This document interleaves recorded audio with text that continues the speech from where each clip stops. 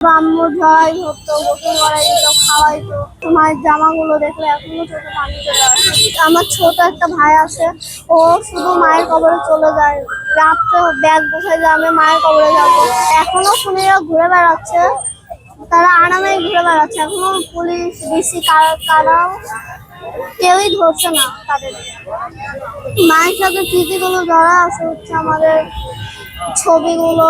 মা তো ছবি টবি তুলতো না, তারপরেও যেগুলো আছে সেগুলো। তারপর আম্মু জয় হতো, গোসল করাই দিত, খাওয়াইতো।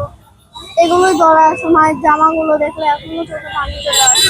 শেষ হয়েছিল হচ্ছে আমি তো অত সকালে উঠতে পারি না। আম্মু সায়ন করে দিছে, তারপরে আমি উঠছি।